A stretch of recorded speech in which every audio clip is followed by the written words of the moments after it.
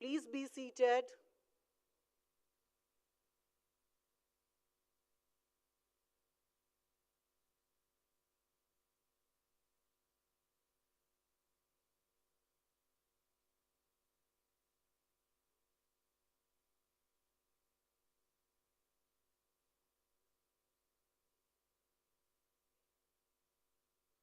It's a humble request to be seated, at least at this moment, please.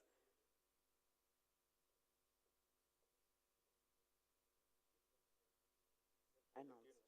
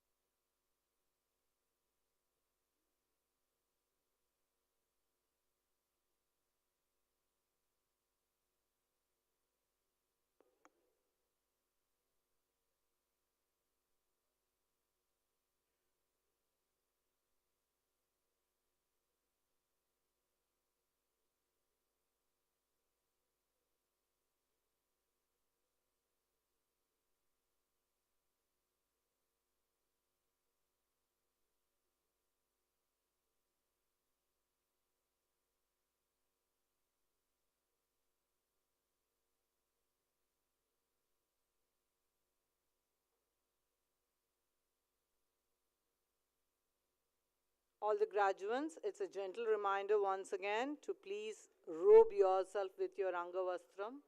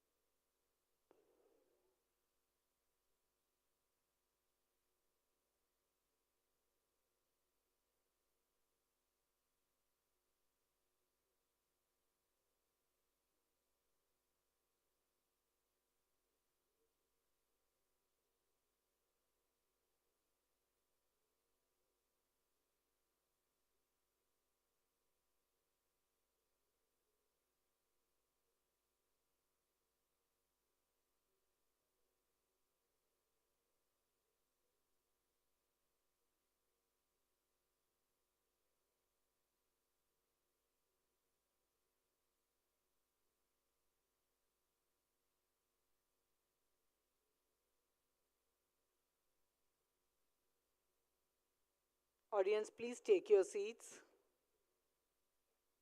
Please take your seats. The academic procession can arrive any time, so please maintain the decorum and be seated.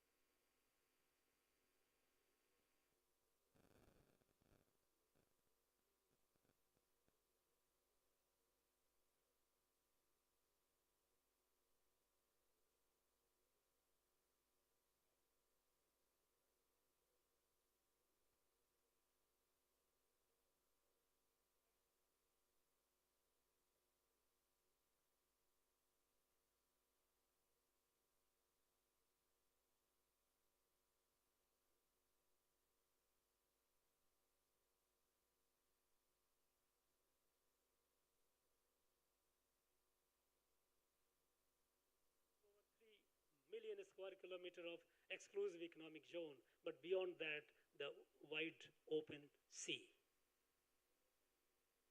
Maritime domain, maritime economy are essential for our strategic.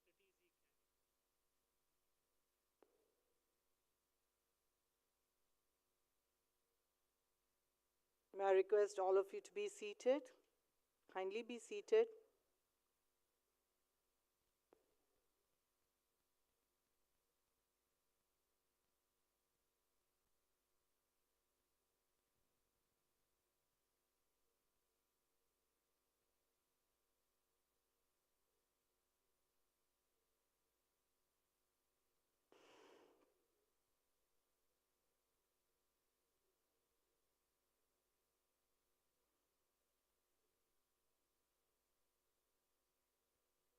All graduates, please once again ensure that you are wearing your robes, your Angavastram. The proudest moment of this ceremony, please wear your Angavastram.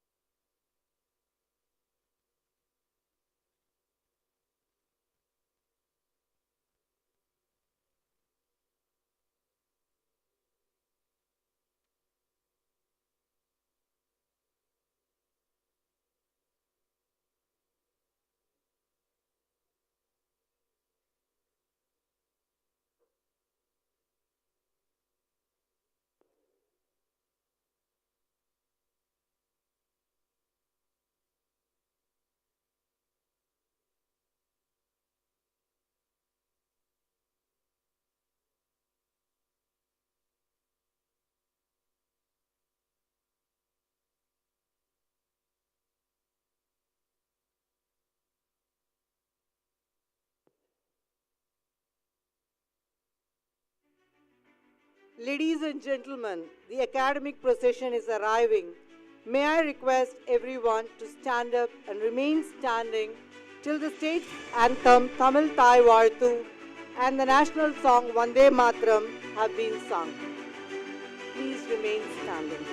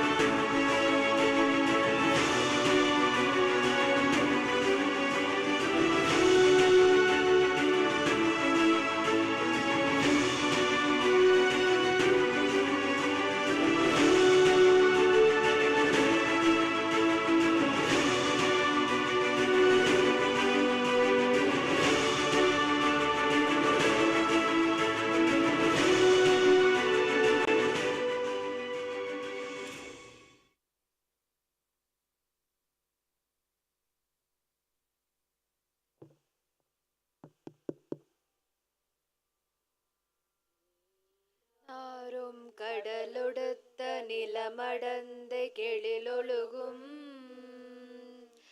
சீராரும் வதனமென திகழ்பரத கண்டமிதில் தெக்கனமும் அதில் சிறந்த திராவிடனல் திருநாடும் தக்க சிறப்பிறை நுதரும் தரிதனரும் திலகமுமே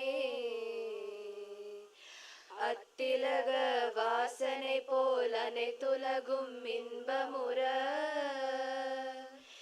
எத்திசையும் புகழ் மணக்க இருந்த பெரும் தமிழனங்கே தமிழனங்கே உன் சீரிழமை திறம்பியந்து செயல் மறந்து வாழ்த்ததுமே வாழ்த்ததுமே வாழ்த்ததுமே.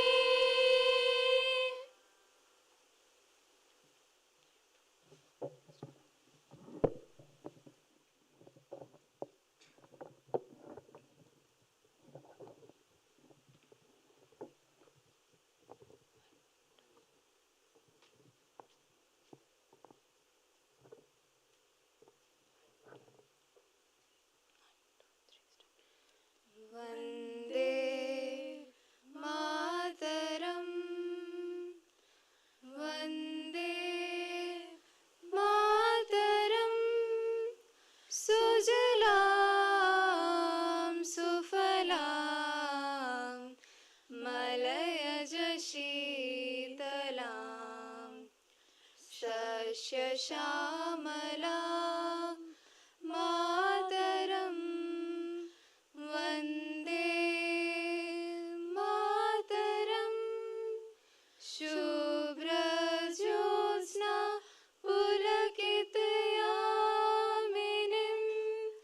फुल्लकुसुमिता द्रुमदलशोभिनीं सुहासिनीं सुमधुरभाषिणीं सुखदां वरदां मातरं वन्दे मातरं वन्दे मातरं Vande Mataram. May I request all the dignitaries and the audience to kindly be seated.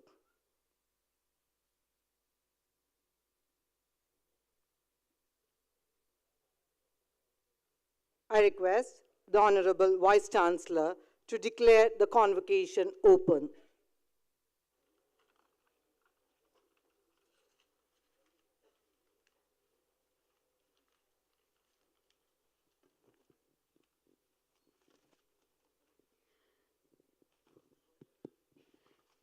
This convocation of the Indian Maritime University, Chennai, has been called to confer the degrees and diplomas upon the candidates who have been certified to be worthy of the same. Thank you, ma'am. May I now request Dr. Malini V. Shankar, IAS retired, the Honorable Vice Chancellor of Indian Maritime University, to deliver the welcome address and present the report. Welcome, ma'am.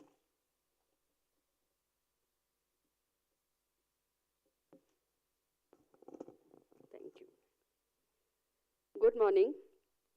We have assembled here today for the 9th convocation of the Indian Maritime University.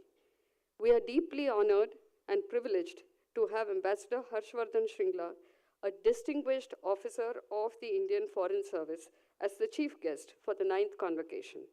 On behalf of the fraternity of the university, I extend a hearty welcome to you, sir. We are pleased to welcome the members of the court, the Executive Council, the Academic Council, and the Finance Committee to this convocation.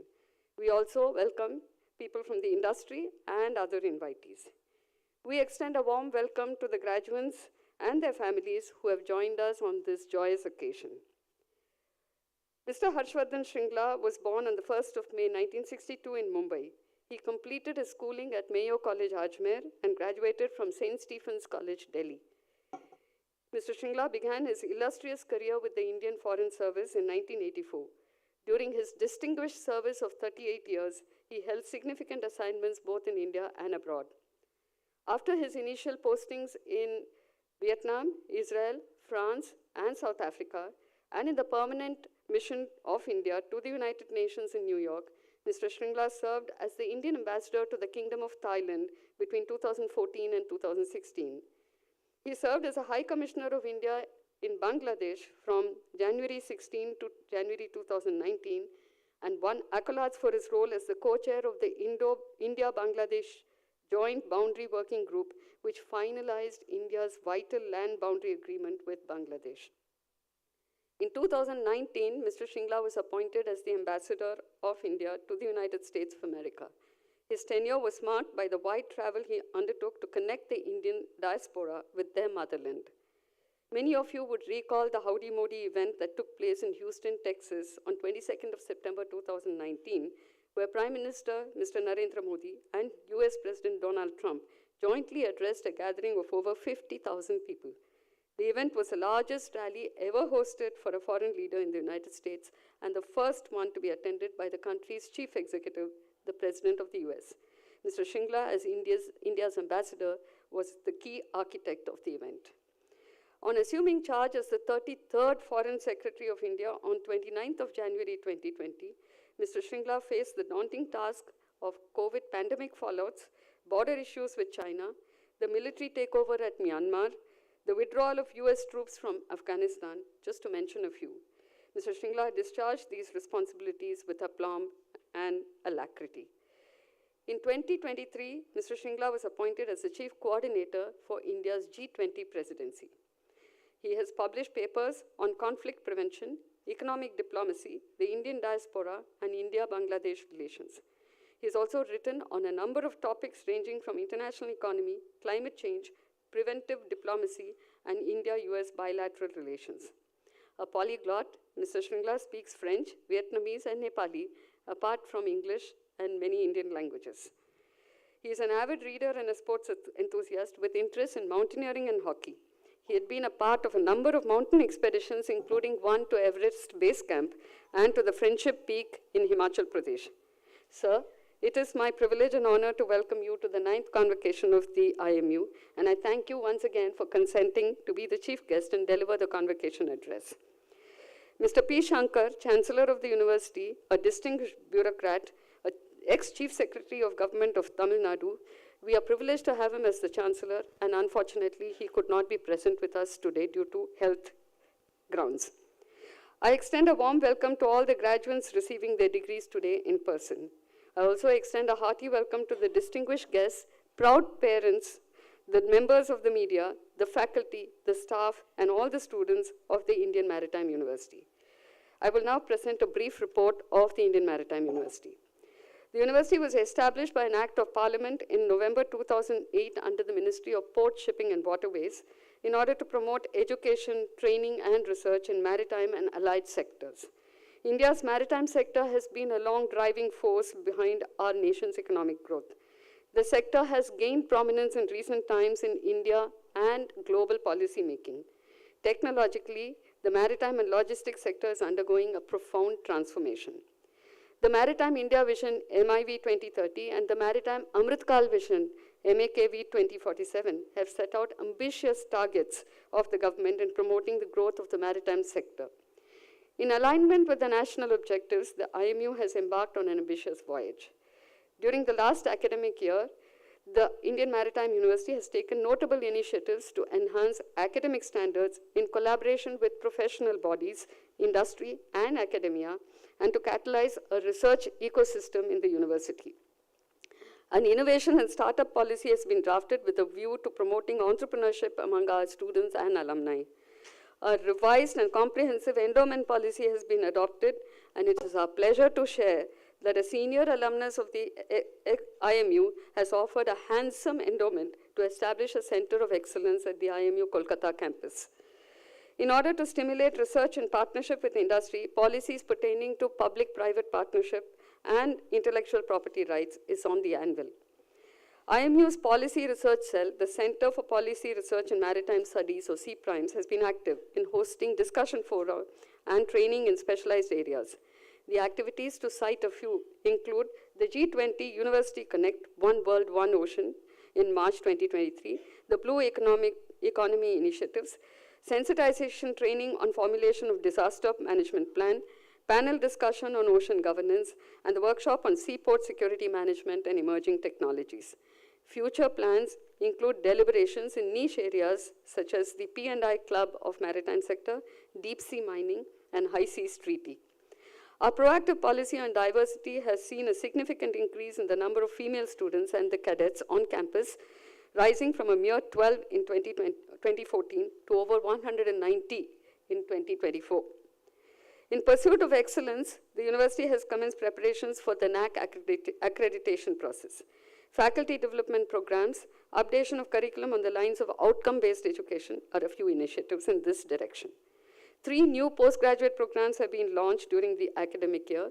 The MBA in Port and Shipping Logistics is a unique collaborative effort with the Gati Shakti University, a central university under the Ministry of Railways. An industry-developed online MBA program in maritime management exclusively for seafaring officers and an industry-driven MTech in environmental engineering have also been launched. Minor degrees are being offered in the undergraduate programs of marine engineering and naval architecture and ocean engineering in the fields of mechanical, electrical, and electronic engineering. The options of elective subjects have been diversified to include futuristic module in AI and ML. A special inter-institute experiential learning program is seeing the 3rd edition this year. This program offers insights into the functioning of the International Maritime Organization, or the IMO. Students herein are mentored and brought to a mock IMO platform to present their cases. This has been supported and welcomed overwhelmingly by the industry. To foster communication skills, presentations based on book reviews has become a part of the program formats. An expert lecture series which promotes interaction of students with foreign subject matter experts was started in the last academic year. Continuing the initiative, this year, the IMU hosted Professor Dean Vucinic of Vrije Universiteit of Brussels in February 2024. The empanelment of subject matter experts, creating of database for visiting faculty, engagement of professors of practice, establishment of fellowship for doctoral scholars, enabling research scholars from reputed institutions such as the National Institute of Advanced Studies and the National Institute of Ocean Technology, reforms in examination process are other notable efforts that the university has undertaken. The IMU organized its very first international conference on marine pollution and coastal communities in Mumbai in February 2024. The Women in STEM and Maritime 2024 workshop hosted in March 2024 was a reaffirmation to gender diversity. With regard to research and consultancy, the IMU Vishakhapatnam team has successfully constructed an autonomous survey vessel for the Inland Waterways Authority of India. The faculty of IMU have brought laurels to the institute. Besides an increasing number of professional journal publications, a patent right for a tipper system was developed by the faculty in IMU Kolkata in partnership with a major industry. In addition, several technical projects received external funding. The IMU has strengthened its association with industry and professional bodies. We are grateful to the Institute of Marine Engineers of India for extending financial support for joint research fellows pursuing research in the university. We also hosted the Port Endeavour Games, which was developed by the International Association of Ports and Harbors. Industries like BW Global and Synergy Group have extended good support to the girl students with scholarships and training berths. The university continues to offer specialized training programs in maritime and allied sectors. Customized training programs were effected for industry as well as for government officials, including officials of the ministry, the Mahanagar Gas, IWAI, major ports, Kochi Metro Rail, Indian Coast Guard, and Central Water Commission. During the Global Maritime India Summit 2023 last year, MOUs were inked with Erasmus UPT of the Netherlands, International Ocean Institute of Malta, Eastern University of Sri Lanka, Gati Shakti Vishwavidyalaya in Gujarat, and Tata Institute of Social Sciences in Mumbai. The IMU has active MOUs with Batangas University of the Philippines, the International Institute of Ports and Harbors located in Japan, the IIT Madras, NIIS Bangalore, RIS, which is the Ministry of External Affairs, New Delhi, and the NIOT Chennai, as well as the Indian Navy. Under the mission recruitment drive, human resources were enhanced by bringing in 38 new faculty and placing 107 non-teaching staff in record time. In the 9th convocation today, 1,974 successful candidates from the 6 campuses of IMU and from 17 affiliated institutes have qualified to receive their degrees. It gives me immense pleasure to announce that 4 scholars will receive their PhD degrees and 1 will be receiving the Master's by Research degree. A total of 259 candidates will receive their degree in person today. This cohort of the 9th convocation comprises of 1,018 students from the School of Nautical Studies, 684 from the School of Marine Engineering and Technology, 54 from the School of Naval Architecture and Ocean Engineering, and 218 from the School of Maritime Management. I am confident that the students graduating today will join our growing alumni in acting as beacons in the maritime world and make the university and the nation proud. Once again, I extend my welcome and my best wishes to all the students. Thank you and Jai Hind.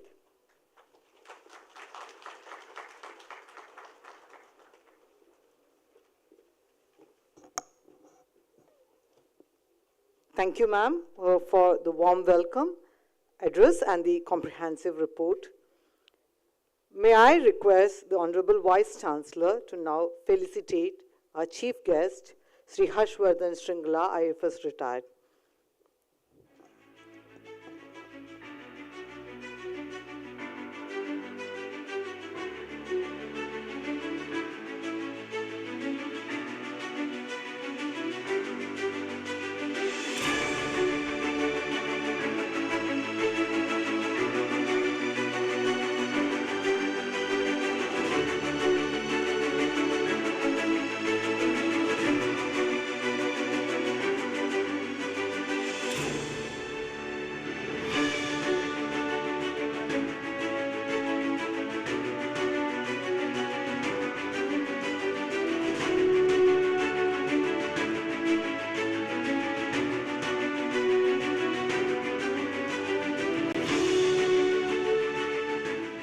Thank you, ma'am. Thank you, sirs.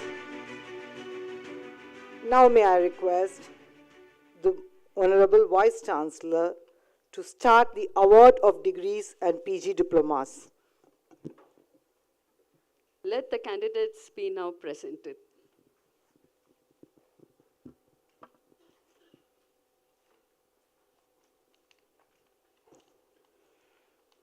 Madam Vice Chancellor, I present you the candidates who are to be awarded PhD degrees, MS by Research degree, postgraduate degrees, postgraduate diplomas, undergraduate degrees, undergraduate diplomas in person in programs under the School of Nautical Studies.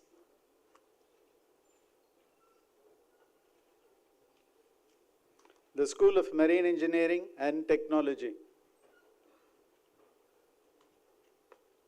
the School of Naval Architecture and Ocean Engineering, and the School of Maritime Management.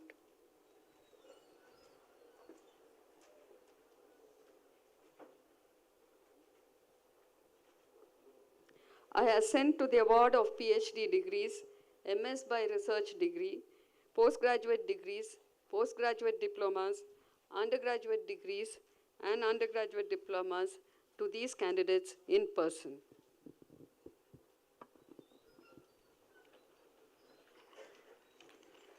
Madam Vice Chancellor, I present to you the candidates who are to be awarded PhD degrees, MS by research degree, postgraduate degrees, postgraduate diplomas, undergraduate degrees, and undergraduate diplomas in absentia in programs under the School of Nautical Studies, the School of Marine Engineering and Technology, the School of Naval Architecture and Ocean Engineering, and the School of Maritime Management.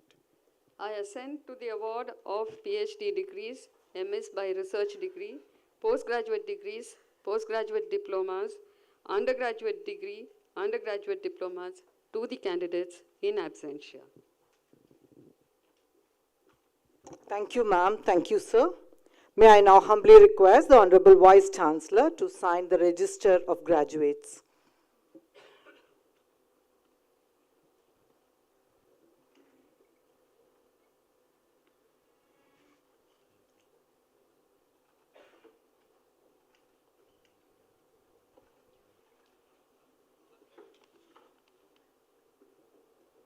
Thank you, ma'am. Thank you, sir. It's now time for the award of certificates and medals by the chief guest to the awardees. I request the Pro Vice Chancellor to start the award of certificates and medals to PhD and MS scholars and the rank holders. So,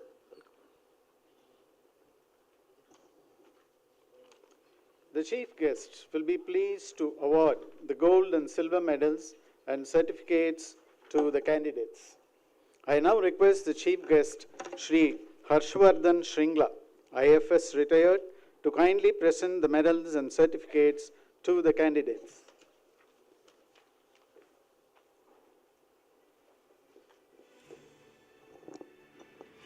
let me take the privilege to read out the names of the candidates, starting with PhD. For receiving the PhD degree certificate, I first call upon Mr. Avinash Gode.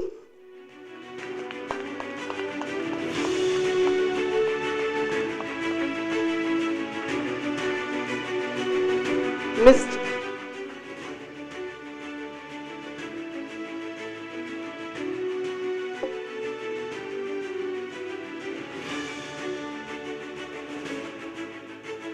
Mr. A. Balasubramanian.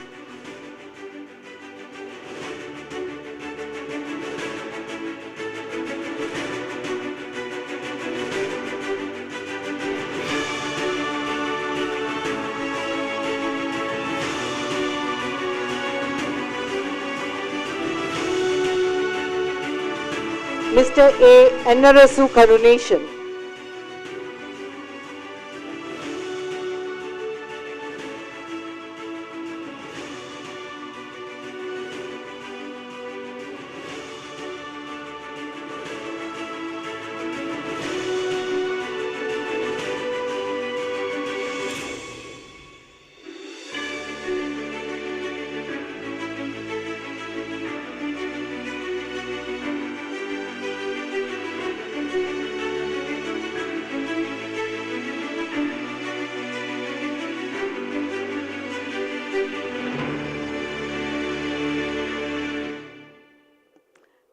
The next category of awards is the gold medals.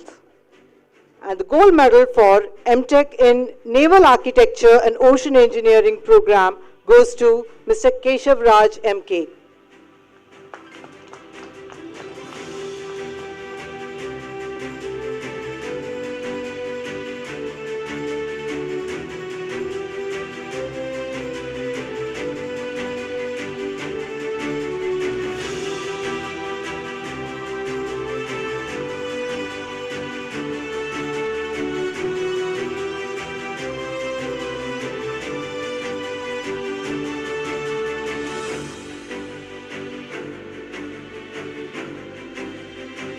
Gold medal for MTech in Marine Technology goes to Mr. Rajan Kumar.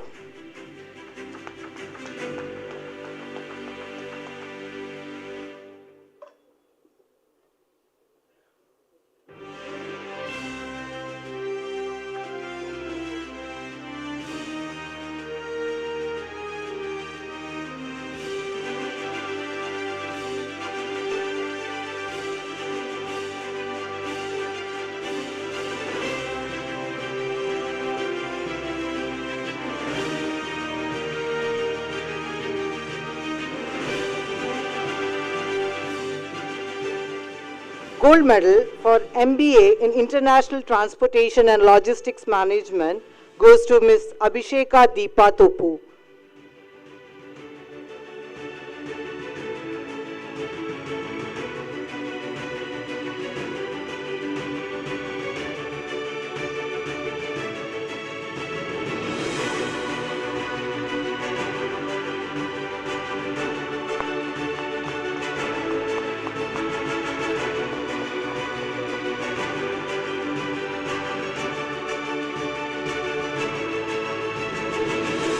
Gold medal for MBA in Port and Shipping Management goes to Ms. Ansi Joseph.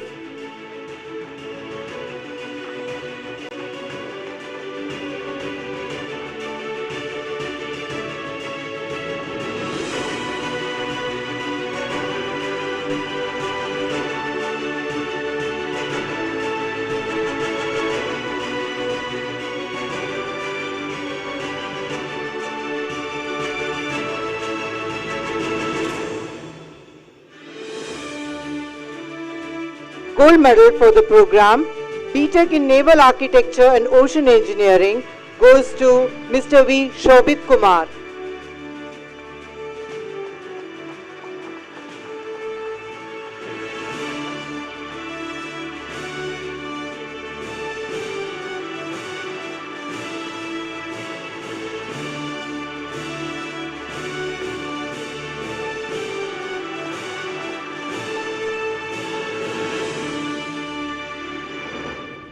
Gold medal for the program BSc in Nautical Science goes to Ms. Millie Agarwal.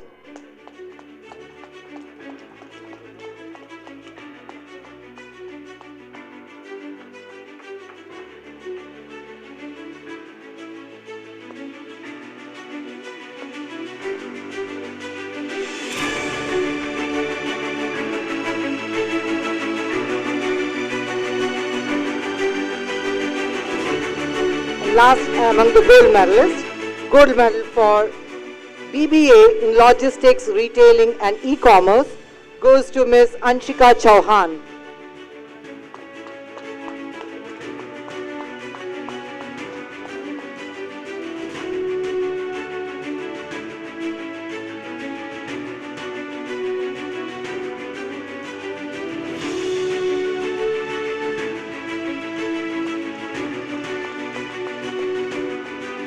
The next category of awards, the silver medals. Silver medal for MTech in Naval Architecture and Ocean Engineering program goes to Mr. Srirag AC.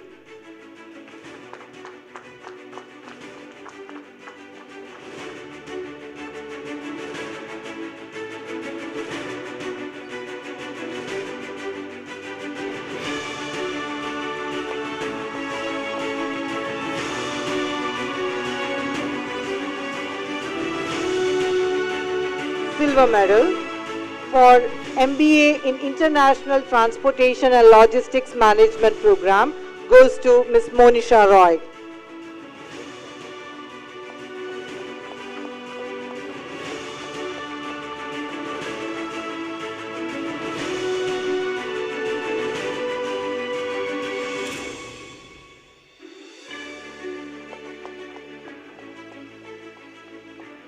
Silver medal for the program MBA in Port and Shipping Management goes to Mr.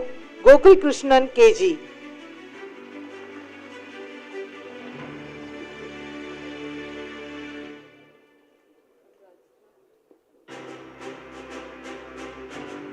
There is another silver medal in this category.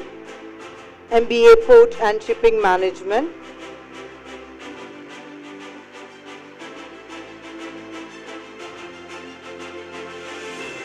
Mr. N. Unnikrishnan.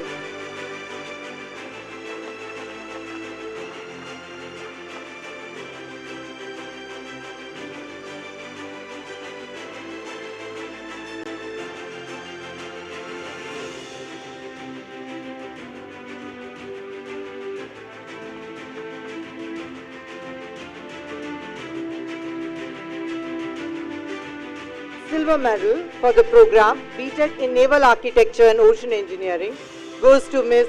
Akanshya Priyadarshini Ratha.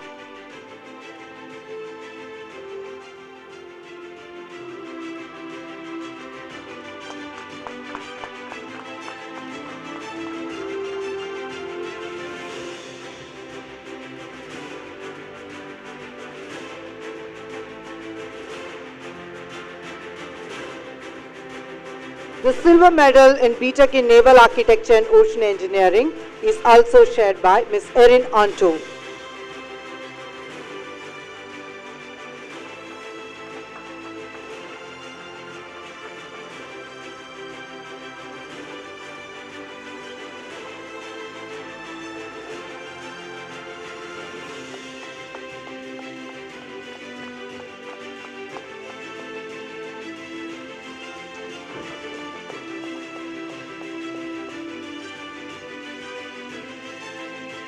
Last but not the least, silver medal for BBA in Logistics, Retailing and E-Commerce goes to Mr. Talari Rudrateja.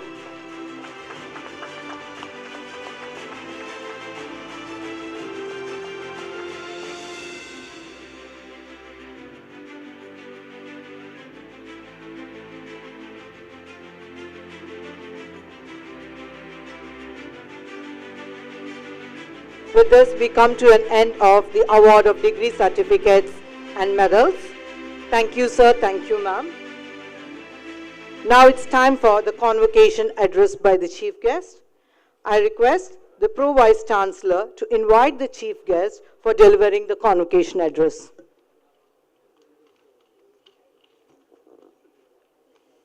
I invite Shri Harshvardhan Shringla, IFS retired, to deliver the convocation address. Please.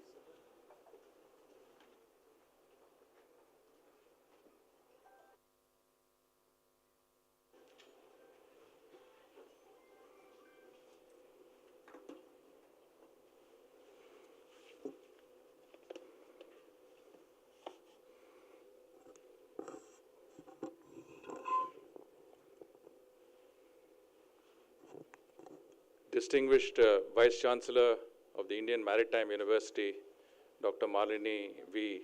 Shankar, Honorable Pro Vice Chancellor, Deans, Registrar, members of the faculty, distinguished guests, dear students, friends, Vanakkam. Let me at the very outset express my profound gratitude to the Vice Chancellor, members of faculty, and the student body for inviting me to be part of this 9th convocation ceremony. This prestigious university has seen many illustrious and eminent personalities, including the Honorable President of India, the Minister of Ports, Shipping and Waterways as chief guests and guests of honor in your convocation ceremonies. I am therefore deeply humbled and honored that you have invited me to be part of your convocation ceremony this year. This is indeed for me a singular honor, and I must confess a hard act to follow. I will endeavor to do my best. The Indian Maritime University is a central university and was established through an act of parliament. And what I found very interesting was that it encompasses in its education and training programs the entire gamut of activities that are under the maritime sector. 16 years into your existence, your commitment to excellence has been earned by the award of the coveted ISO 9001-2015 certification. This is a testament to your legacy of excellence and innovation, coupled with your commitment to providing world-class education and research programs. Your courses, ranging from engineering to oceanography, and from maritime history, maritime law, and maritime security, as I mentioned earlier, encompasses the entire range of activities within the maritime sector. Your alumni, and I've had the opportunity to interact with some of them, are some of the best in the world, making both the IMU and the country proud. Dear students and friends, this city, the city that the IMU is headquartered in, is steeped in history. Chennai is inextricably linked with India's maritime history and trade. It has been so for centuries, being a permanent harbor and port, not only of the Coromandel coast, but also of peninsular India, which is surrounded by the oceans on three sides, and which in many senses defines our country as a maritime nation. We are all cognizant of the fact that India is the only country after whom an ocean has been named.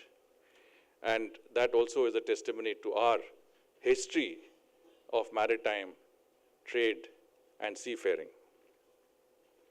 UNESCO, an organization that I had the opportunity to work in, has recognized Chennai port as one of the major ports of India and a gateway for cargo for over 147 years. Indeed, Chennai's history can be traced to the time that the Portuguese established the Sao Tome harbor in 1522, which the British then in 1640 made into Fort St. George and established the permanent presence of Chennai port as we know it. But our maritime history of this region and this part of the country dates centuries back. The famous dynasties of South India, the Cholas, the Cheras, the Pandyas, established strong maritime links with distant lands, Java, Sumatra, the Malayan Peninsula, Thailand, and even China. During the Chola dynasty, which ranged from the 3rd to the 13th century AD, extensive sea trade existed and new harbors with quarters, warehouses, and workshops were established. I'm saying this because as students of maritime management, you should know that 1,000 years ago, in this very part of our country, you had very, very good infrastructure and management practices. Ship repair yards, wharfs, lighthouses were built along the Indian coast to support the Cholas' powerful navy and maritime ships. Indeed, it was these merchants, it was the merchants that through which India's culture, language, and spirituality spread far and wide into Southeast Asia and East Asia. Even today, in the countries of Southeast Asia, you will have very strong evidence of Indian culture. And as someone who has served in Southeast Asia, in Vietnam, and more recently in Thailand, and traveled extensively across Southeast Asia, I can say that you can see Indian culture, linguistic evidence, and spirituality in every facet of life, not just in the monuments, but in the daily lives of people in these countries. Now, just an anecdote is that a very good friend of mine, the ambassador of Indonesia in India, that means Indonesia's ambassador to our country, based in New Delhi, and her name is Ina Krishnamurthy. But her family does not recollect any links with India. In other words, in recent history, there is no link with India. But clearly, some Krishnamurthy from this part of the world has gone to Indonesia. And today, those historic links are the ones that serve us well. These are links in history, but pervade even today. And I think this is what is quite incredible about our history as a maritime nation. And the reason I am going through history is not to take you through some facts that you may already know, but to establish the fact that we have been a maritime nation for centuries.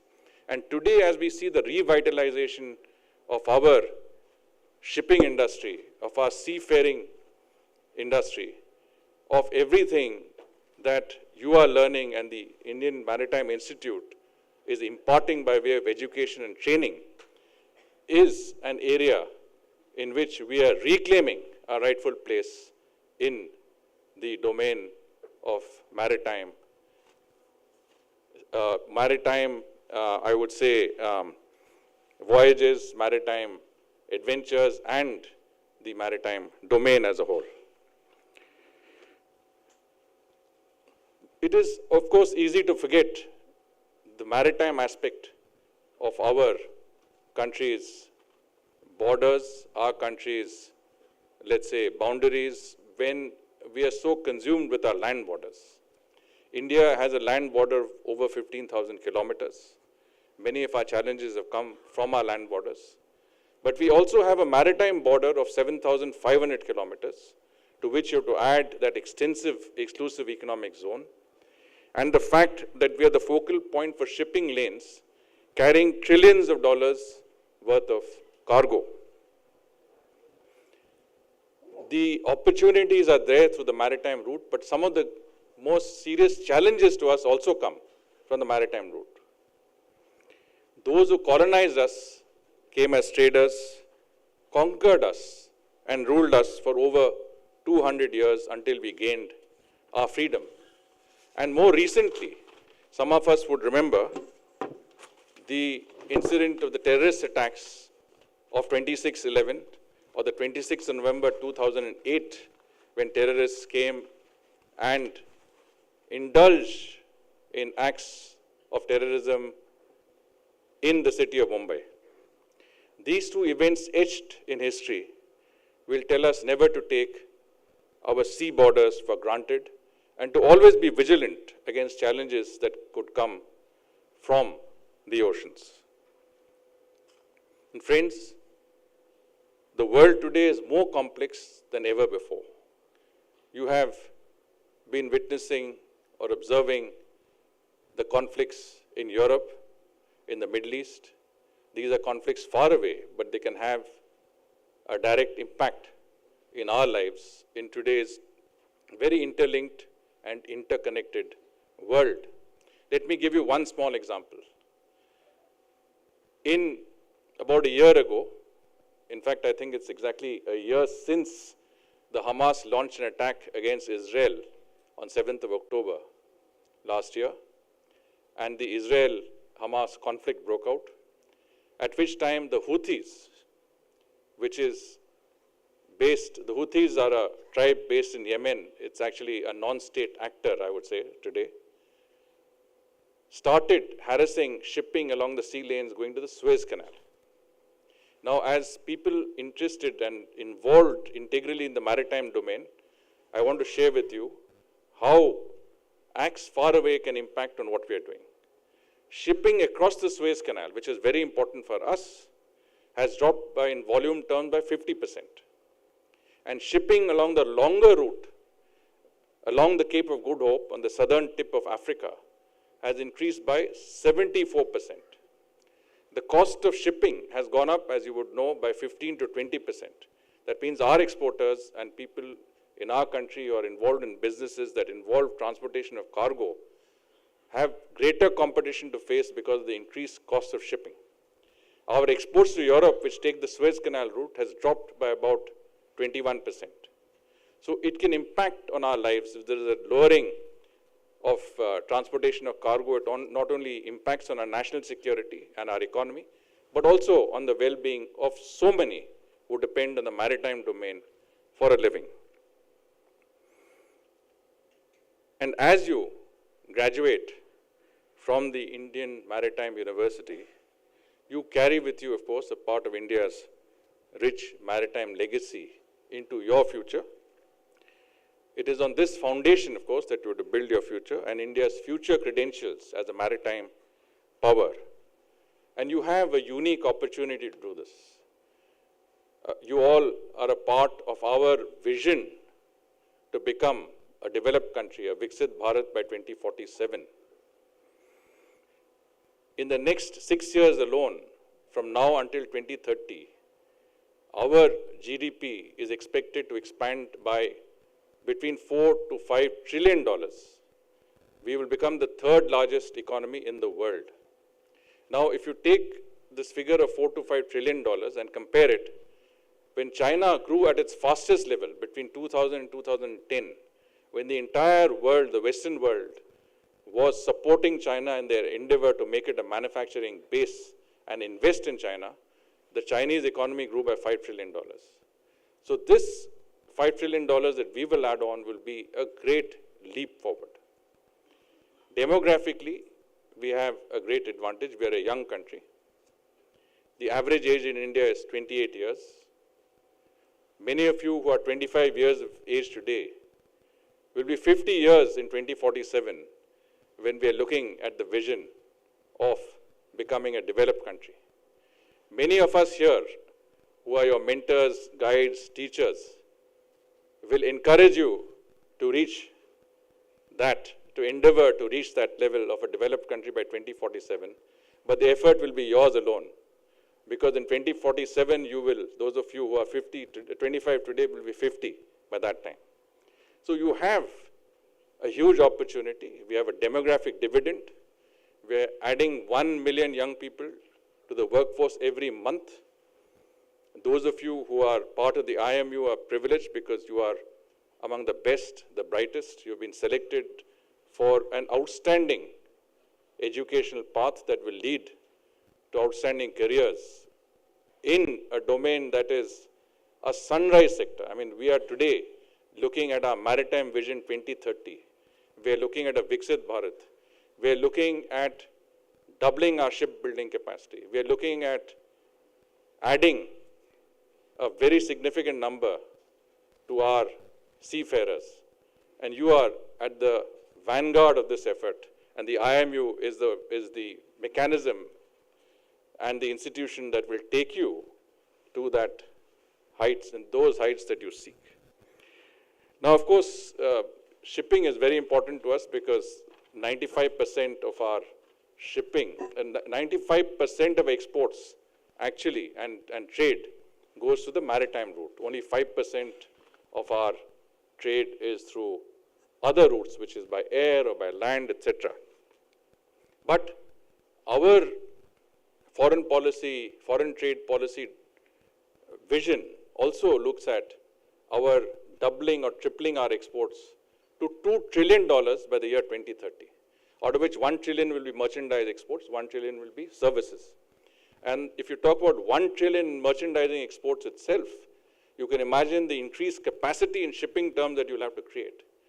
I mean, not only ships, but containers, ports, and the people to man all of this. So as I said, you are in the right place. Your future, I think, is very much assured. And there are no heights that you cannot hope to achieve with hard work, dedication, and commitment. I have to add those. And of course, from a certain point of view, we have very sound maritime credentials. I mean, India today is recognized as a maritime nation very different from what it was 10 or 15 years ago. And there are a few, I would say, framework areas where I think this is manifesting itself. And I just touch upon those because in my view, you already have studied these, you know these. The first is, of course, the Sagar Doctrine. Security and growth for all in the region is how we approach our maritime doctrine, especially with regard to our neighbors, when we talk about strengthening economic and security ties with our maritime neighbors, safeguarding our national interests from the maritime route. We also have what I have extensively spoken about, and of course it needs a lot of time, but I'll just touch briefly on it, is that we as a country, and in terms of our foreign policy and what we consider our maritime policy, I think Manda Joshi will know that better than a lot of us, because it is part of our naval policy also. We are first responders and net security providers for those of our neighbors in the maritime domain. In other words, in the Indo-Pacific region, any country that faces, say, a natural calamity or major difficulty can expect India to provide them with the sort of relief and support that they look to. Many of these are small countries, they're islands, they don't have the capacity, they don't have the wherewithal. When there was a cyclone in Banda Aceh in Indonesia, our naval ships were the first to reach that place. When there was Hurricane Ida hit the coast of Mozambique, again, our naval ships were the first to go there and offer assistance. A range from Southeast Asia all the way to the east coast littoral of Africa. And of course, during COVID times, when countries were facing a once-in-a-century pandemic situation that they didn't know how to deal with, it is our naval ships under the Sagar Doctrine that went off with medicines, equipment to fight COVID, doctors, paramedics, and went to a number of countries from Mauritius to Seychelles to Comoros and provided them, even Kuwait, and provided them with the support that they very much needed at that time. So we are first responders. When Maldives had a shortage of water, because they depend on desalination of water, when the plant broke down, there was not enough drinking water in that country. It's Indian ships that went and provided them with drinking water. So when countries in our region know that when they are in trouble, it is India that will respond first and foremost to their requirements. Net security providers, what does that mean? In today's day and age, as I said, it is not only states that pose a challenge, it is also non-state actors. You can have piracy, for example. Our ships have been patrolling the Gulf of Aden because it is in our interest to keep those lanes of shipping secure, because we rely on those lanes for a bulk of our export and import in our trade. So our naval ships are constantly on vigil on the Gulf of Aden, protecting others from piracy. And recently you would have seen that our Navy rescued 35 sailors from one of the ships that were being used as a mothership by the Somali pirates. Or other problems that surfaced, like pollution.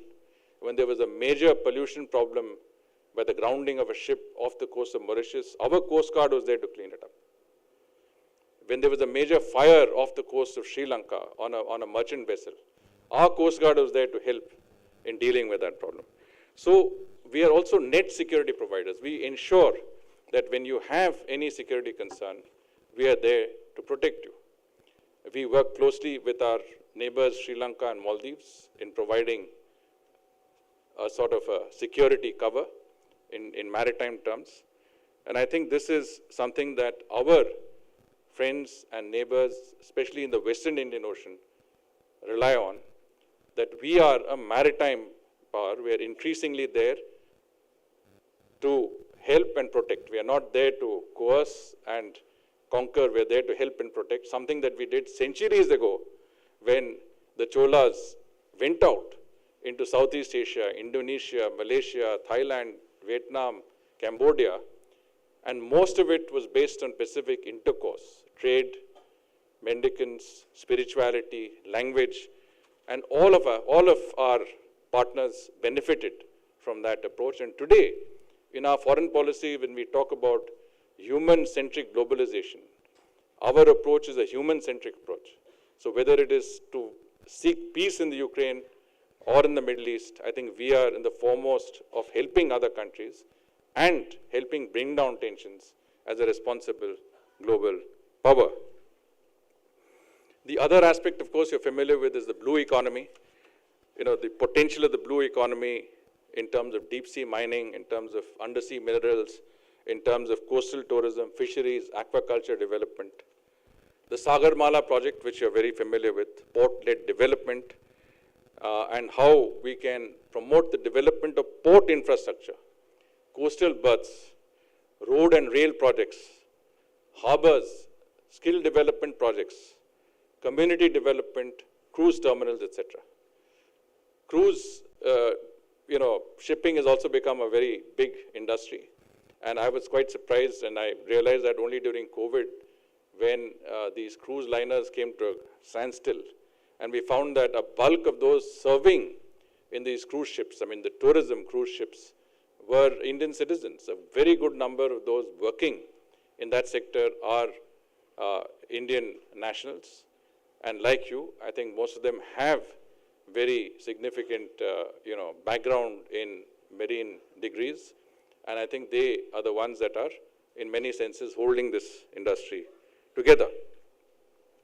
So the blue economy and Sagarmala projects, policies boost employment, prospects for young people like yourselves by unleashing our latent economic potential. The other thing which I mentioned was shipbuilding, and you would recall that in the Global Maritime Summit held last year, Prime Minister Modi announced that Bharat would become one of the top 5 shipbuilding nations in the world. So this is again a part of our Make in India, Make for the World policy.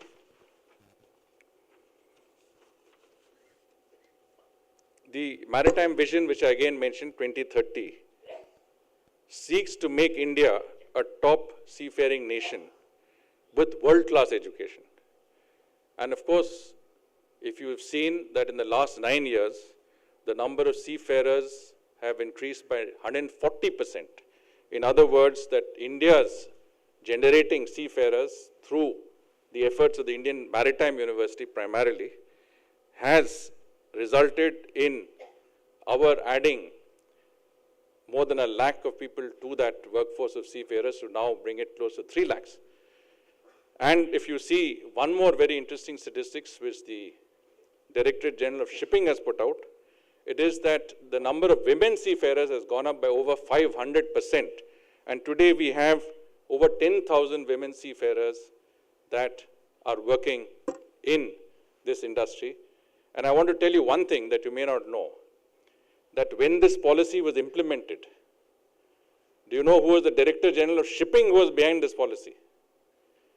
It is none other than your Vice Chancellor, Dr. Marini Shankar, who in her term as DG Shipping has not only ensured that the numbers of seafarers have increased in our country exponentially, but also women seafarers. And let me also tell you something that you're not supposed to know, but I know as a colleague in the service.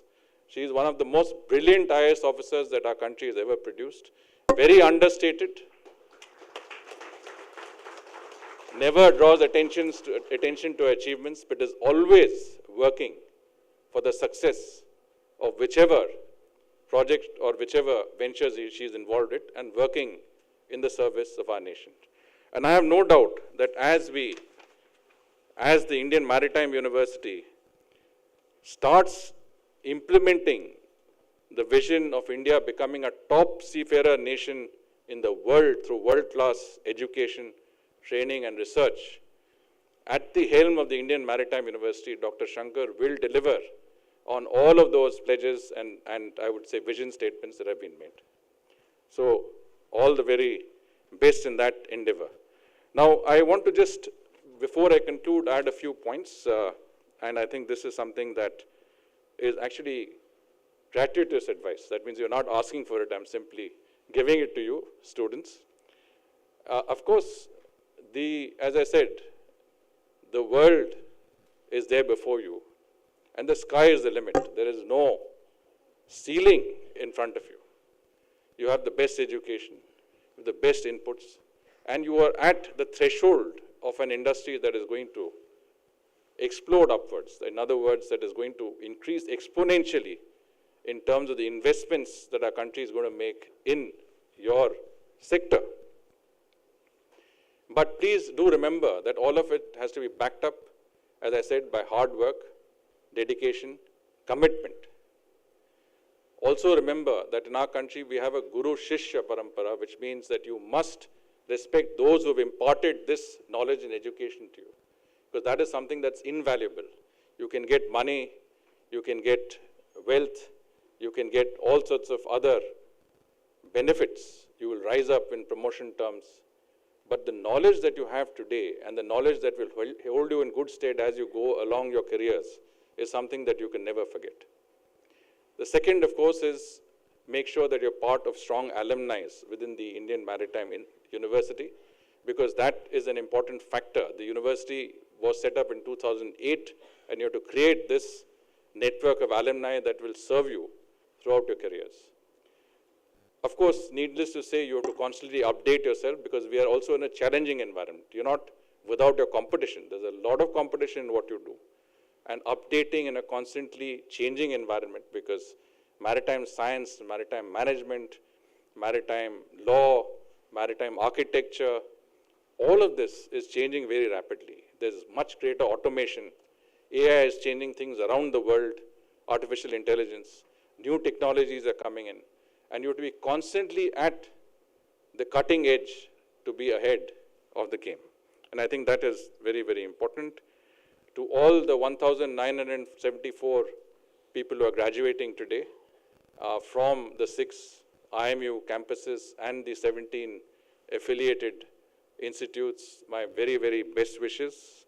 I'm hopeful and I'm sure that when you step out to the world to fulfill your dreams, the flag of our nation will always fly high. As I said, there are myriad opportunities for you as you go along to serve or to lead.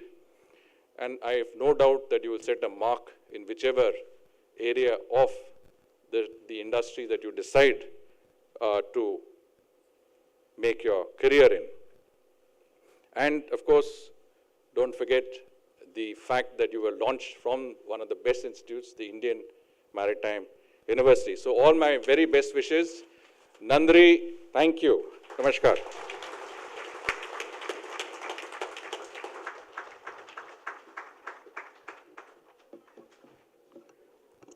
So thank you so much for those inspiring words.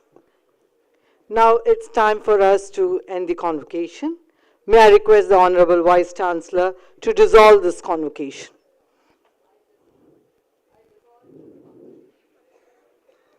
Thank you, ma'am. The dignitaries and the audience are requested to kindly rise for the national anthem. The audience are requested to remain standing till the academic procession has departed the convocation hall.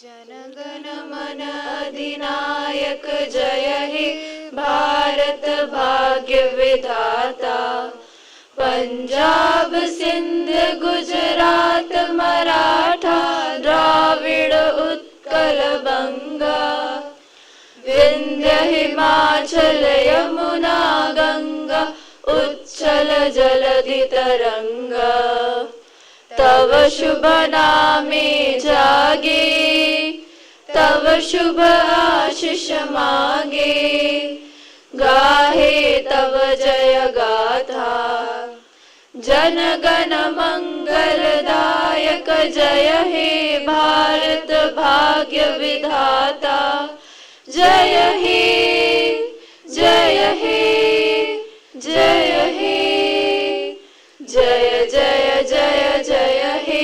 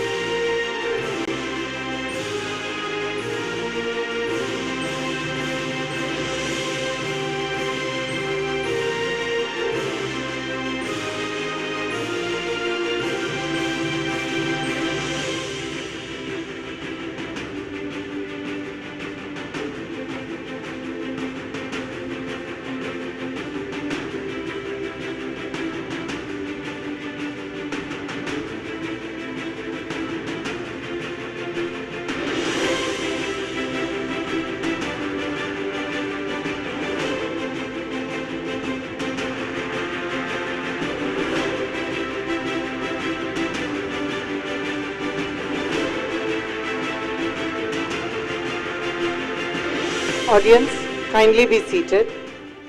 Kindly take your seats.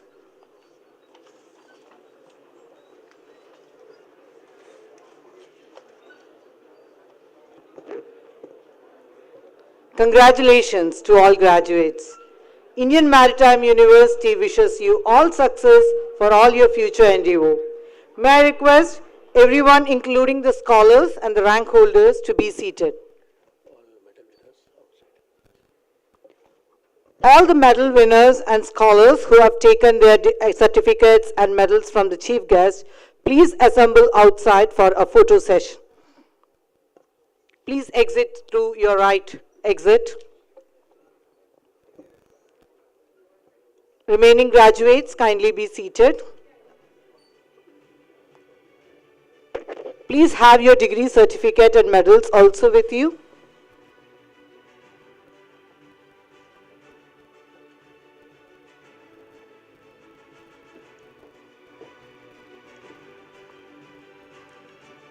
After the photo session, please do come back for the next photo session on the dais here. Now the remaining graduates who are seated here will be issued with their degree diploma certificates against the tokens which were issued to them at the registration counter. Graduates are requested to be seated during this time. The IMU officials will come to your seat to give you the degree certificates. After you have received your degree certificate, kindly insert it into the folder issued to you at the registration counter. After all certificates have been distributed, graduates are requested to remain seated. There will be photographs taken with every graduate and the campus director or whichever statutory officer is available with us here. Then please enter the stage from your left as you have seen before and exit from the right. When you are entering, please do carry your degree certificates. Your photographs can be downloaded from IMU website at a later date. After the photographs have been taken, graduates and the parents or the guests accompanying them are requested to exit from the door towards the right. You will be provided with lunch against the token issued to you during the registration. Please do not block the exit after the photo session, after leaving the auditorium. Lunch arrangements for the graduates and parents have been made in the canteen. For the IMU employees, the arrangements have been made in the workshop. For the photo session, we do follow an order of the campuses. We start first with the Chennai campus, then we'll have the Kochi campus for the photograph, then the Kolkata campus, then the MPC, Mumbai Port campus, then the Navi Mumbai campus, and last but not the least, the Vizag campus. Enjoy the rest of the day. Sit back, relax. Thank you.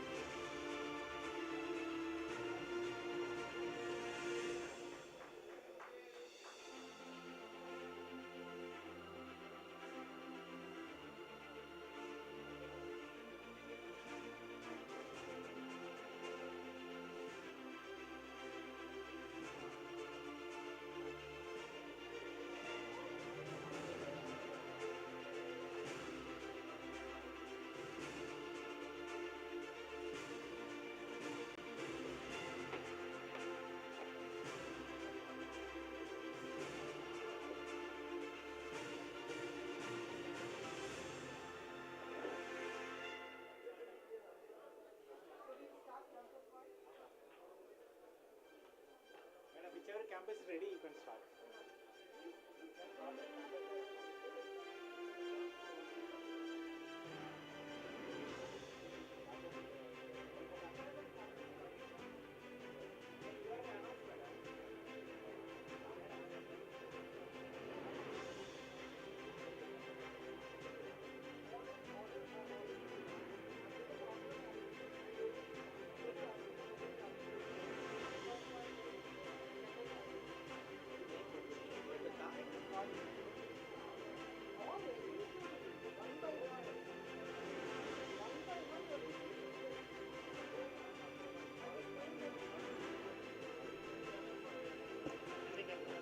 All the graduates of Chennai campus, please come and form a line here in front of the dais. May I request the Director Chennai campus to come to the auditorium?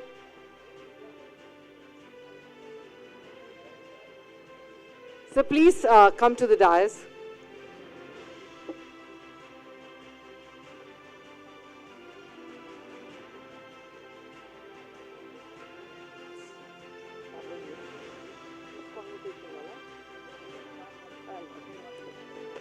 So one by one, please come onto the dais. I have a photograph with the dignitaries on the dais. And please leave the stage in the same direction as you have come in.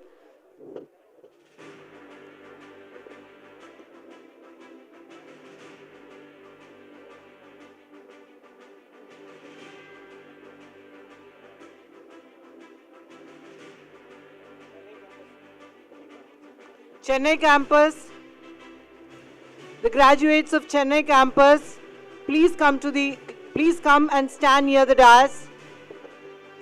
The graduates of Chennai campus who wish to take photographs with the dignitaries and the campus director, please come and stand near the dais. There is a line already formed here. Please join the queue.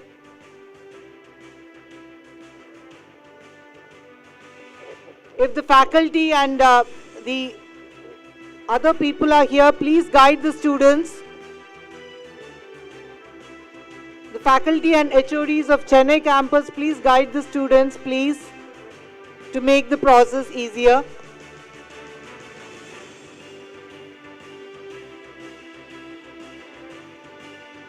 Next candidate, please.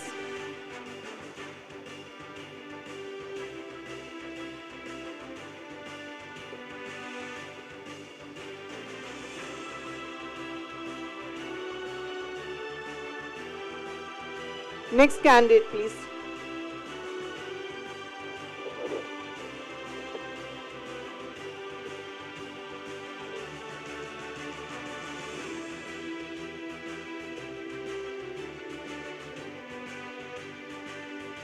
All those who have finished their photography session, please be seated. All those who have finished the photography session, please be seated.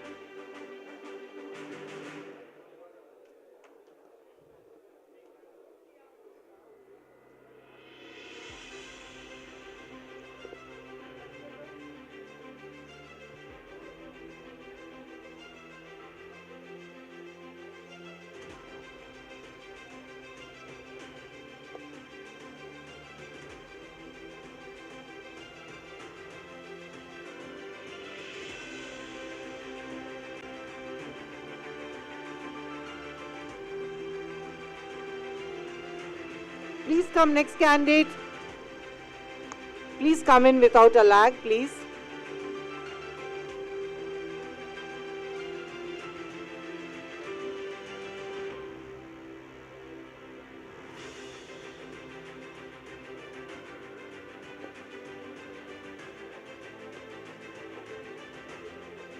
A little higher, a little higher.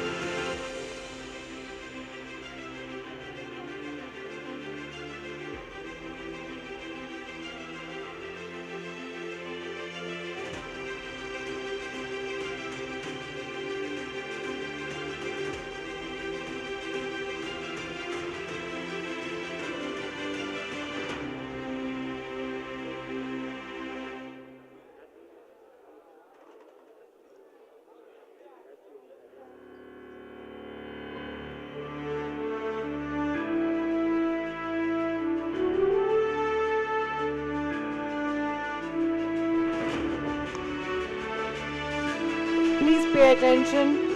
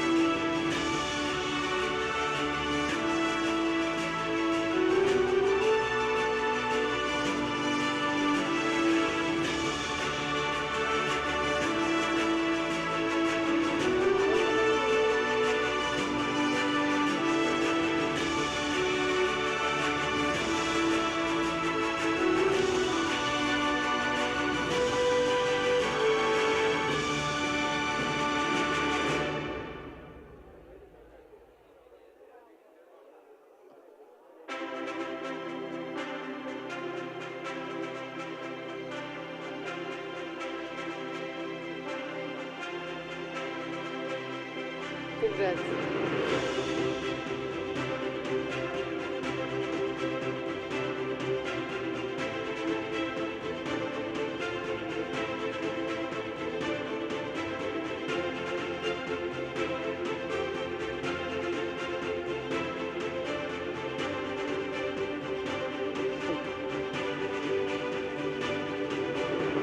Come to it.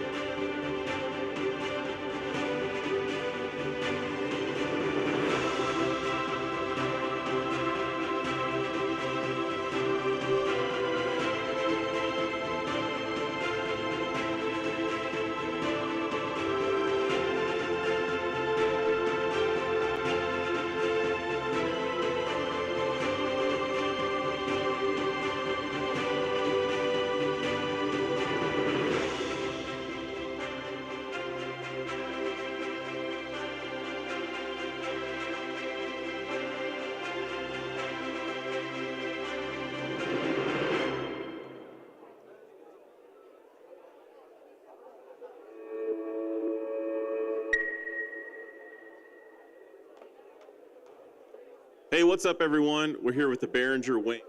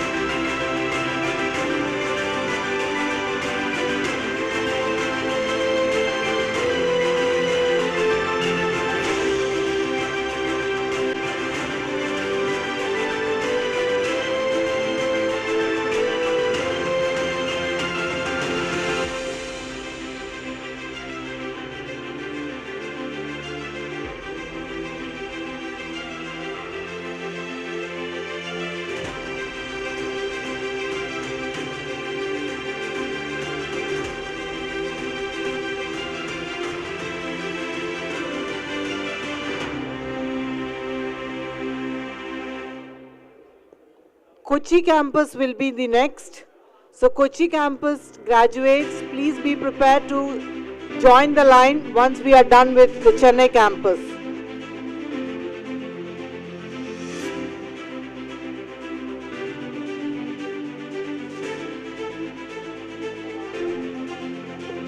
The graduates are requested to come and join the dignitaries on the dais without any lag, because we have so many graduates to cover for individual photo sessions.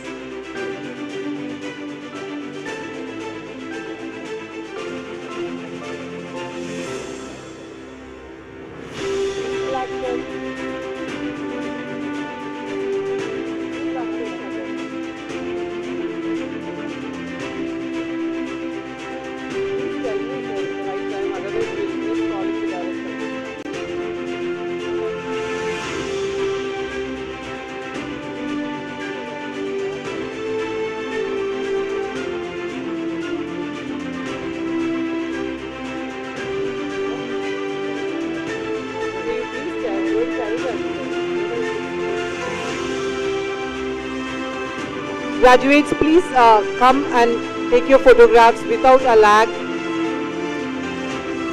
So, kindly start walking as your previous candidate has moved walking away.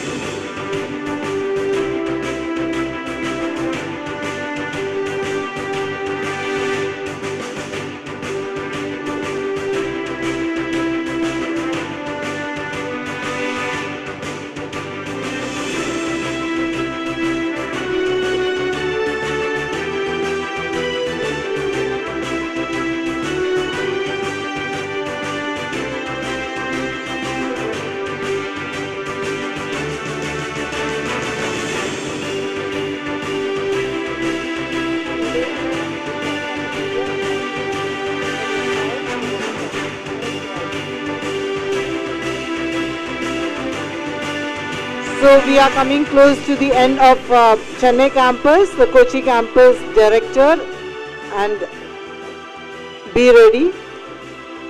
So please join when your students line up here.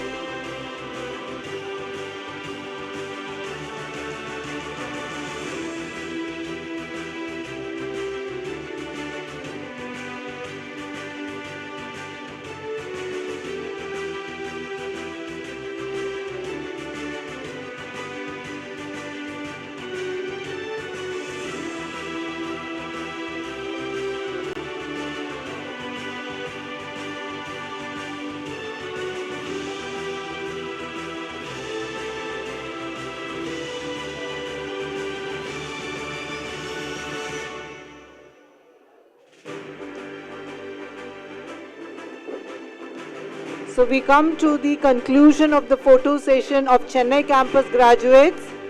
The next turn is for the Kochi campus.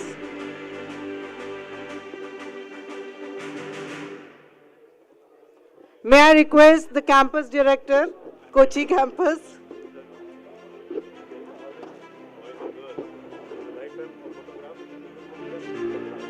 Yes, your director has a special request.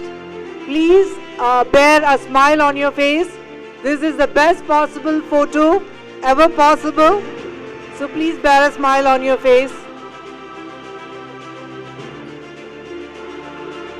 It's Kochi campus time now.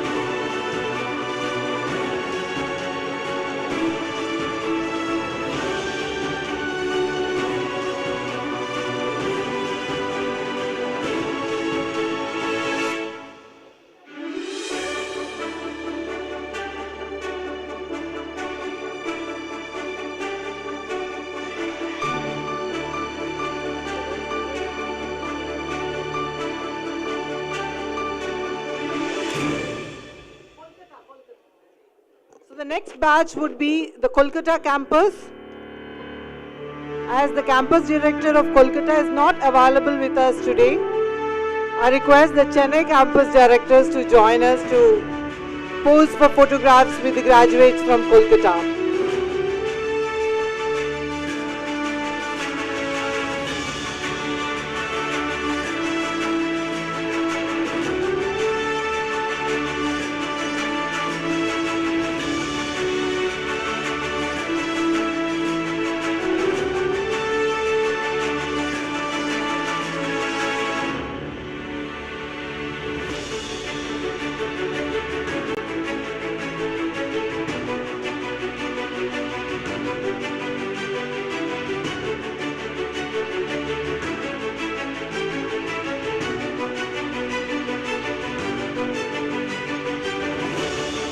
Graduates from Kolkata, please line up. We are finishing the Kochi campus photo sessions. You will be the next. Graduates, please ensure that you proceed for the photo session without any lag, without any delay.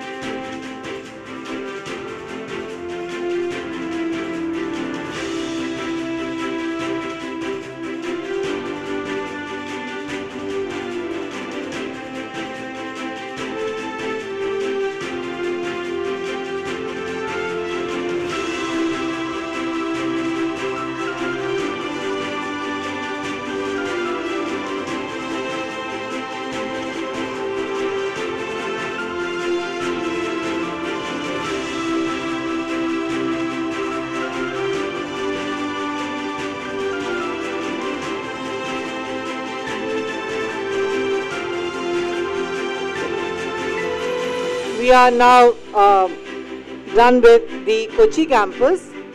So, since the campus director of Kolkata is away on a foreign assignment, I request the Chennai campus director to please come and adorn the dais.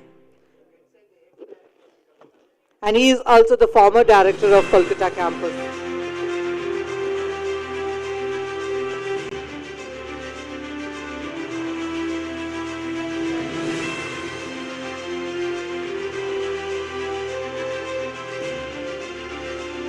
The next campus would be MPC, followed by NMC and Vizag.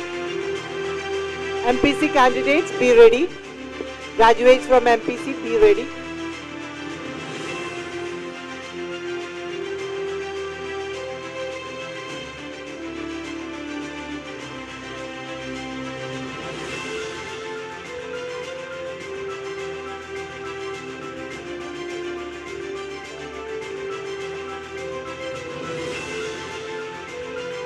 Candidates from MPC, please come towards the dais.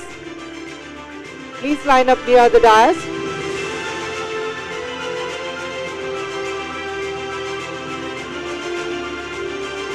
Mumbai Port Campus graduates.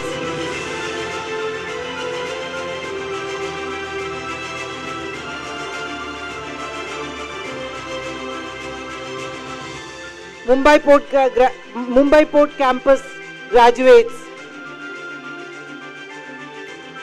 Students who have graduated from Mumbai Port Campus, please line up.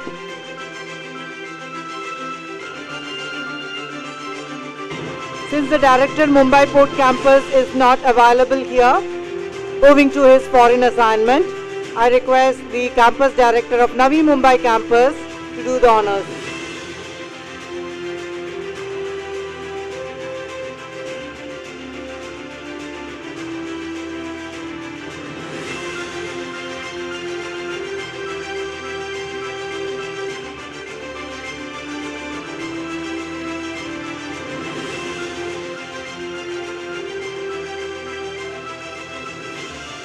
If any faculty would like to join, please volunteer yourself to come forward from this campus, MPC.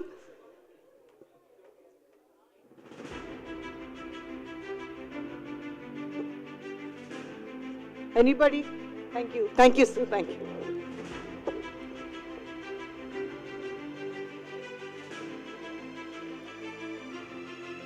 Now it's MPC time, followed by NMC. Okay, we finished with MPC. Now we have the NMC graduates. Any faculty from NMC volunteering to join for the photo session? Welcome.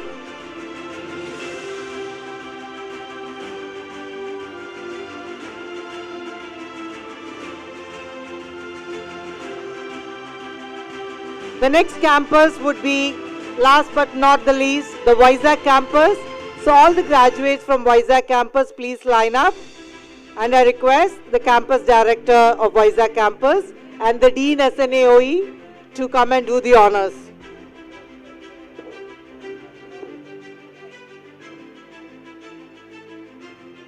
NMC, this is NMC.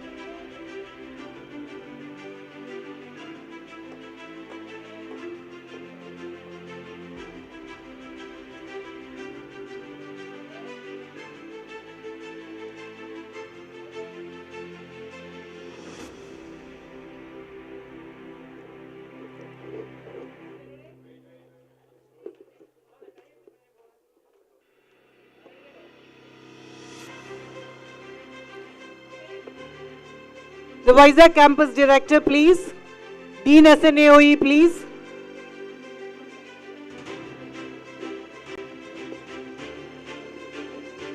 Okay.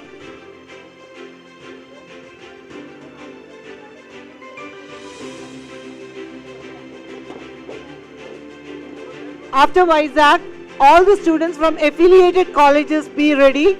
Affiliated institutes of IMU, be ready. All of you come in one stretch.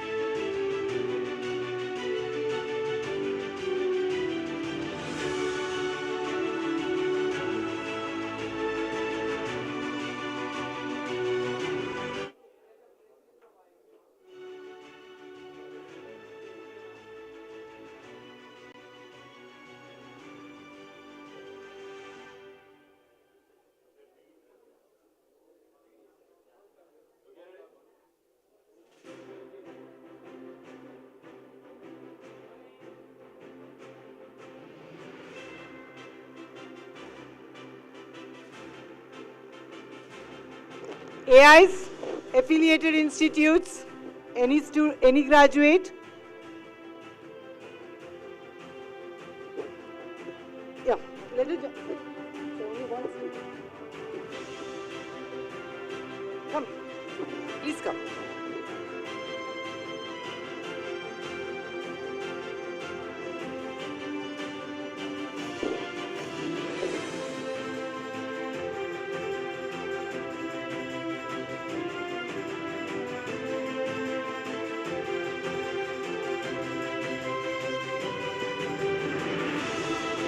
Thank you.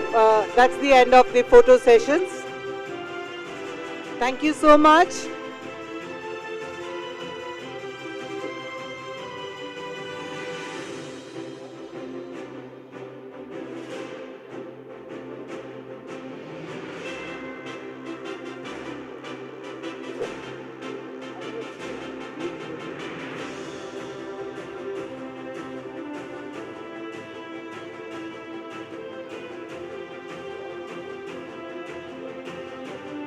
All group photographs, interested people, the Vizag people who has requested first, please come.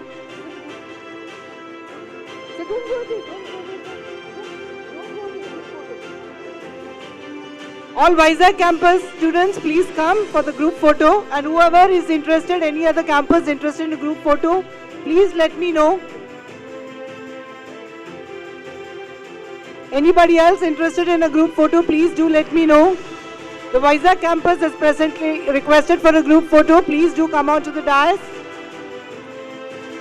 The Vizag campus, Vizag campus.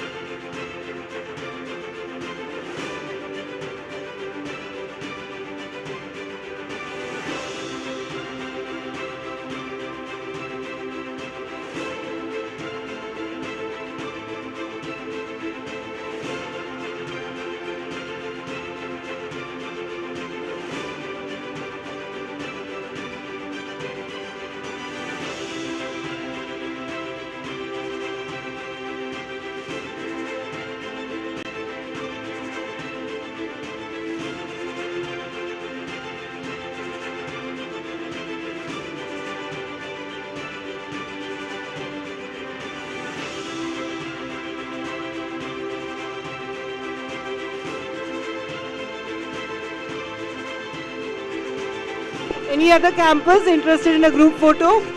Any other campus? Navi Mumbai is interested. Navi Mumbai. Navi Mumbai students, please come. Quick. All our dignitaries have been standing for long, so please come quick.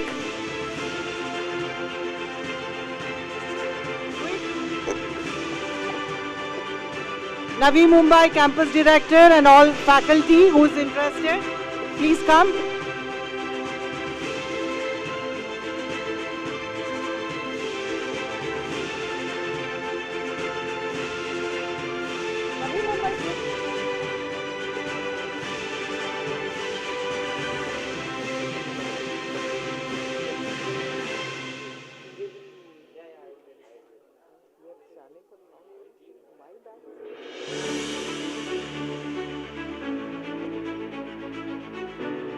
Navi Mumbai campus is now having a group photo.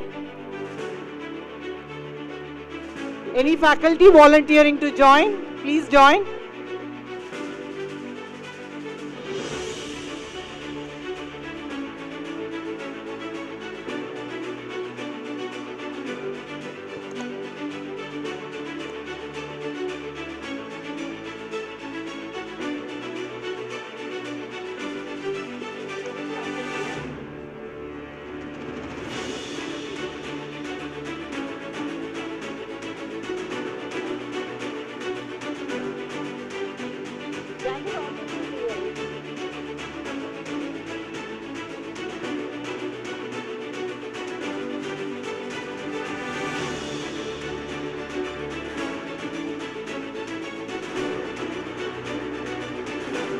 Chennai campus is ready here. Any other people who would like to join them? Any other graduates interested to join the Chennai campus people who have gathered here? Please come.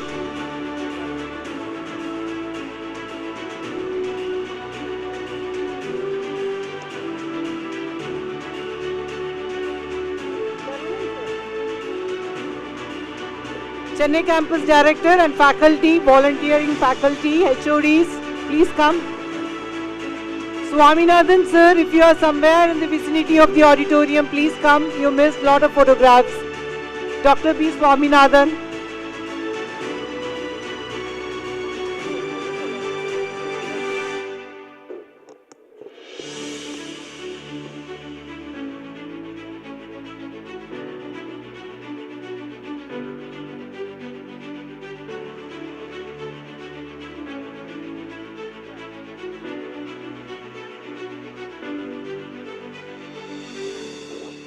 Any other faculty from Chennai campus? Lekha ma'am, Emil ma'am, anybody available?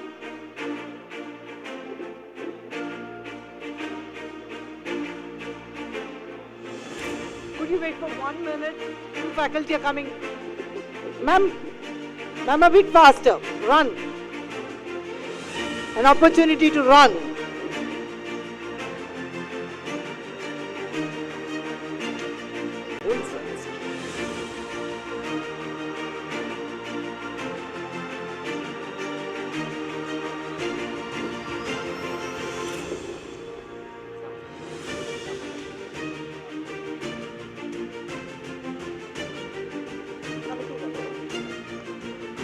I hope there are no other groups interested to take group photographs with the dignitaries, the statutory officers. In that case, we will dissolve the campus-wise group photographs. Because I have not seen anybody approaching the dais, so we will dissolve the campus-wise photographs. And now it's time for committee-wise photographs. Let's go for the committee-wise photographs. On all the committee come together. Every committee member, all committee members come to the dais. Prasanna sir, Anparagan sir, all committee members and campus directors, all committee members, Vizag campus director Keshav sir,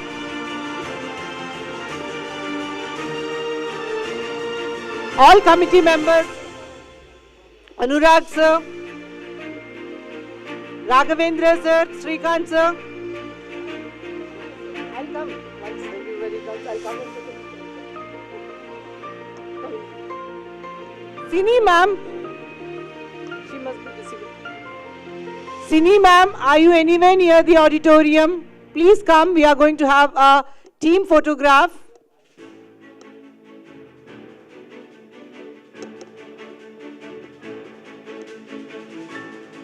Anurag sir, Raghavendra sir, please join Srikant sir.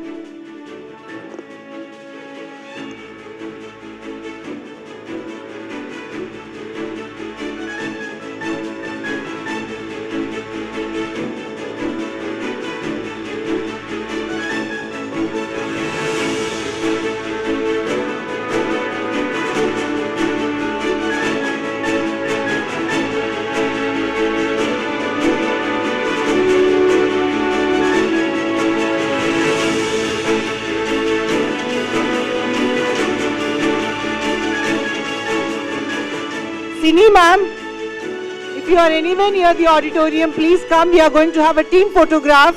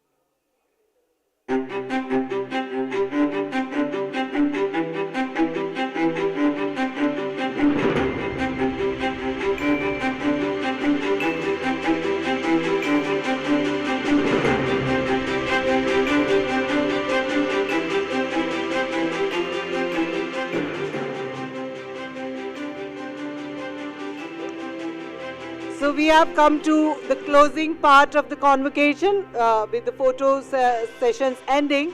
Now it's time for lunch. All of you please enjoy your lunch. Okay, I didn't know that. So I would request Madam Joshi and Madam Sharavanan to please come on to the dais to have a group photograph.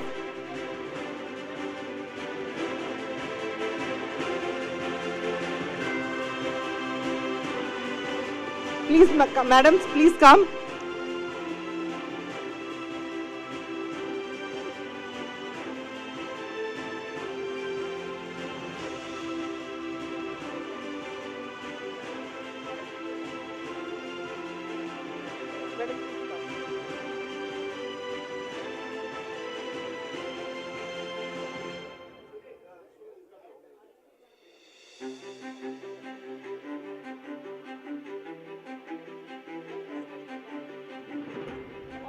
All directors, please join. All directors, kindly join.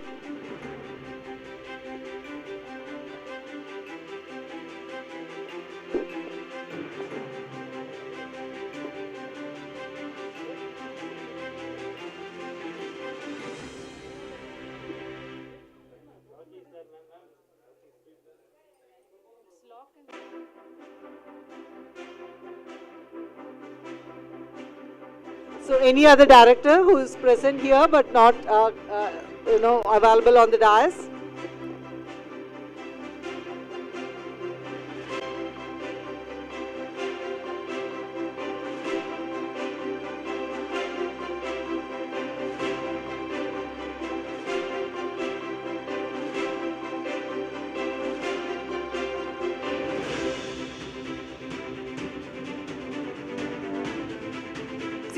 Sini ma'am, we were looking for you. Please come. We missed you in our photographs. Anbaragan sir, please come. I think you missed the last photograph. All team members who have missed the last photograph, please do come. Let's have a team photograph again, once again.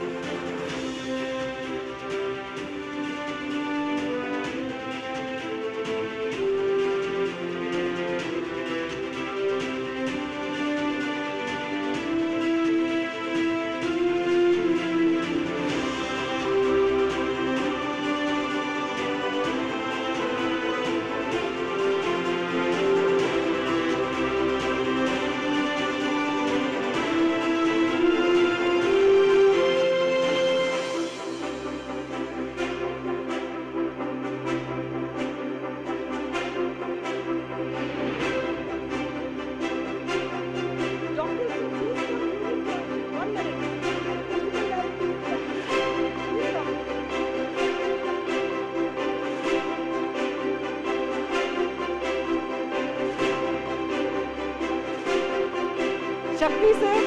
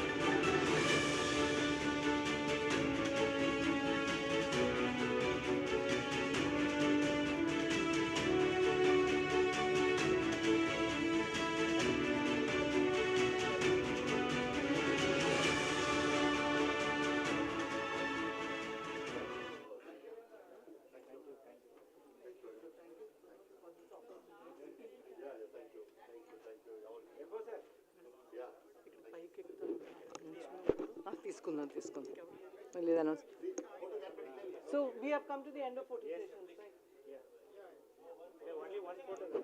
right? One more photograph with the team exams, the COE section. So you are leaving, sir? COE? We're standing for long, I understand.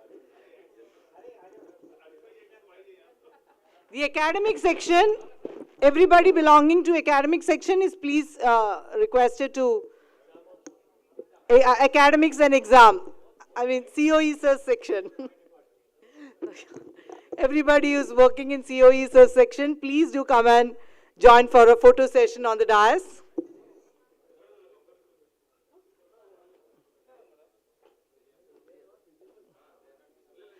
Ladies, please come forward.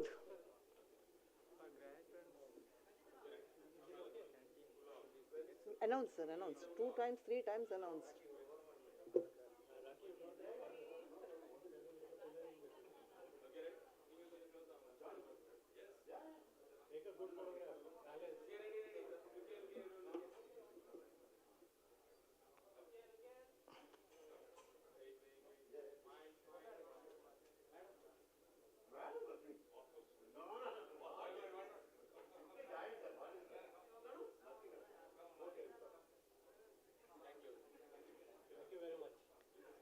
Thank you. With this, we come to the end of all photo sessions. I hope everybody's desires have been fulfilled. All photos have been taken. Yes, sir. Yeah. He's also waiting for a photograph. So thank you for making this convocation a very memorable